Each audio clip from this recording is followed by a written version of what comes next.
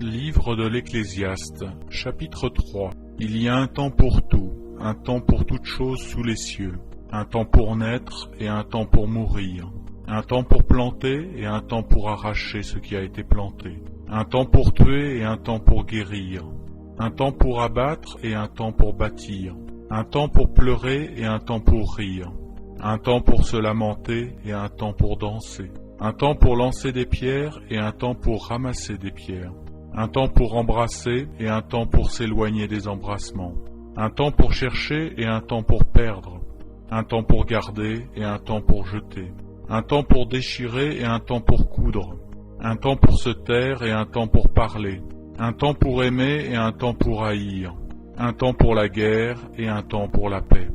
Quel avantage celui qui travaille retire-t-il de sa peine? J'ai vu à quelle occupation Dieu soumet les fils de l'homme. Il fait toutes choses bonnes en son temps, même il a mis dans le cœur la pensée de l'éternité, bien que l'homme ne puisse pas saisir l'œuvre que Dieu fait, du commencement jusqu'à la fin. J'ai reconnu qu'il n'y a de bonheur pour eux qu'à se réjouir et à se donner du bien-être pendant leur vie, mais que si un homme mange et boit et jouit du bien-être au milieu de tout son travail, c'est là un don de Dieu. J'ai reconnu que tout ce que Dieu fait durera toujours, qu'il n'y a rien à y ajouter et rien à en retrancher, et que Dieu agit ainsi afin qu'on le craigne.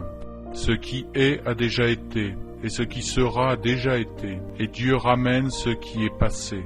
J'ai encore vu sous le soleil qu'au lieu établi pour juger, il y a de la méchanceté, et qu'au lieu établi pour la justice, il y a de la méchanceté.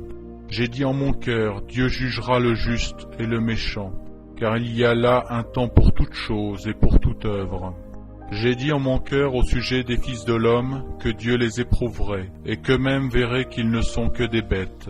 Car le sort des fils de l'homme et celui de la bête sont pour eux un même sort. Comme meurt l'un, ainsi meurt l'autre. Ils ont tous un même souffle. Et la supériorité de l'homme sur la bête est nulle, car tout est vanité. Tout va dans un même lieu, tout a été fait de la poussière, et tout retourne à la poussière. Qui sait si le souffle des fils de l'homme monte en haut, et si le souffle de la bête descend en bas dans la terre? Et j'ai vu qu'il n'y a rien de mieux pour l'homme que de se réjouir de ses œuvres. C'est là sa part, car qui le fera jouir de ce qui sera après lui?